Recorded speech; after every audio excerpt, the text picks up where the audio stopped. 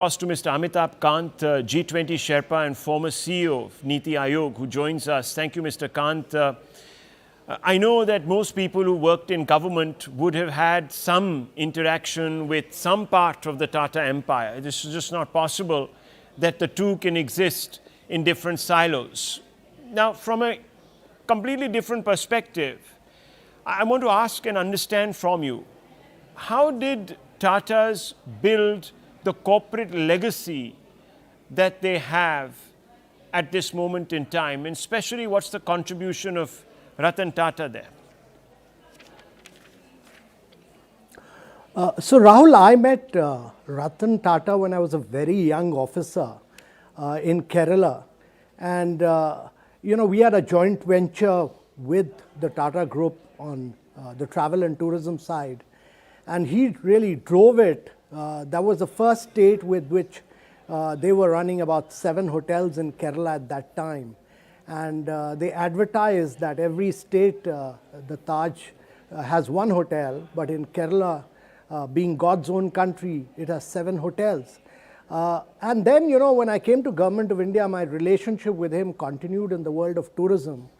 And when I wrote my first book, Branding India, An Incredible Story, he was very kind enough to call me and say that I will release it in the Taj in Mumbai. And it was a wonderful show, and he spoke so eloquently. But later, when I became Secretary DIPP in the Industrial Policy and CEO Niti Aayog, I discovered another facet of his personality, and that was that he cared about nutrition, he cared about learning outcomes, he cared about animals, and he cared about, the growth and progress of the common citizens of India. And that, to my mind, was remarkable because he spent hours and hours with us on his concern for children in India being stunted and wasted, and he collaborated with us. The Tata Trust collaborated with us on both nutrition and on the aspirational district program.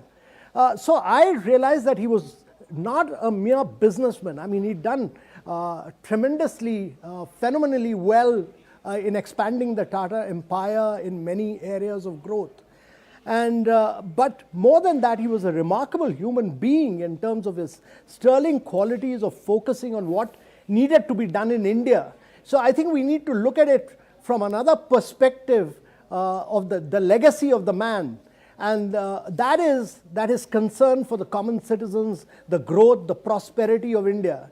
And that is why, while he globalized the Tata empire, he bought over the steel companies, he bought over Jaguar and Land Rover, he bought over the Tata Tetley, and he made Indian companies truly global in nature.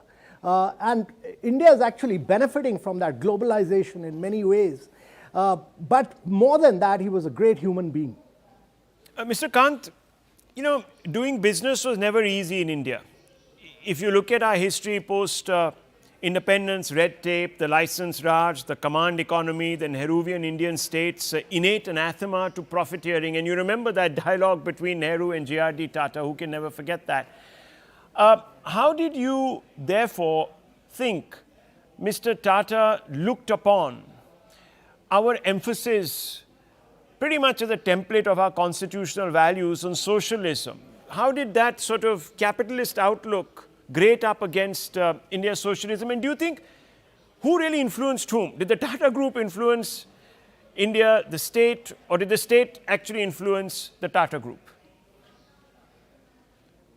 No, the Tata Group influenced the state in many, many ways. I mean, the fact that it ran the first airline which was nationalized, but look at this. When we disinvested, it went back to the Tatas. The fact that the Tata empire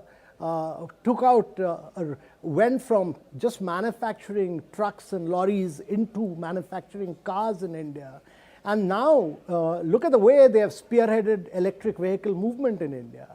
Look at the way they've added value in tea and coffee and many other areas of growth.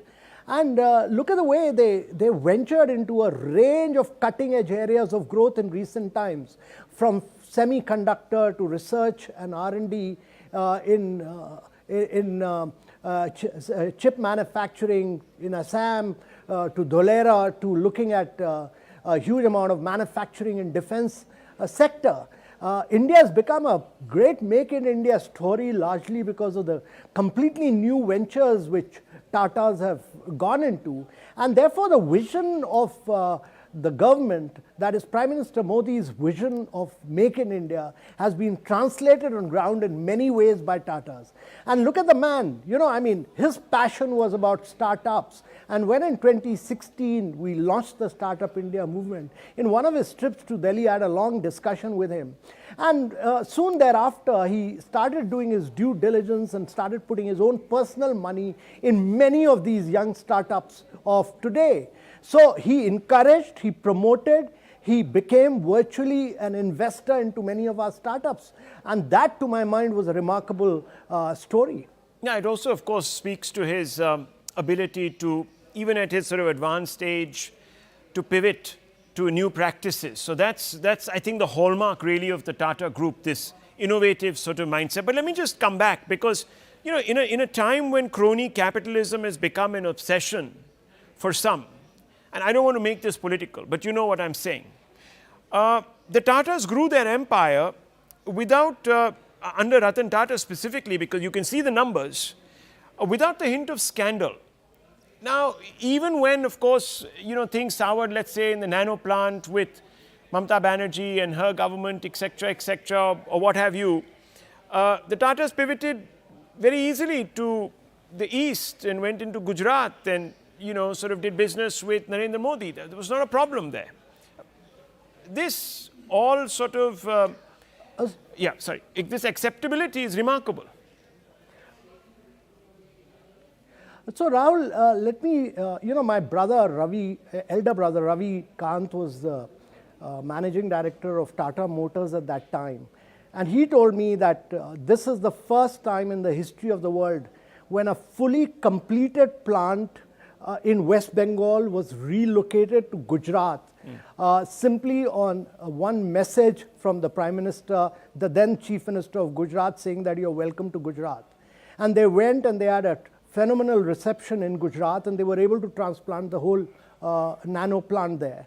But more than that, during that period, they bought over both the Jaguar and Land Rover, which brought technology to India, but which has made a remarkable story of actually an Indian conglomerate penetrating the global markets with both Jaguar and Land Rover. And to my mind, that is a remarkable story of entrepreneurship, of an Indian company going totally global at that point of time in the automobile world.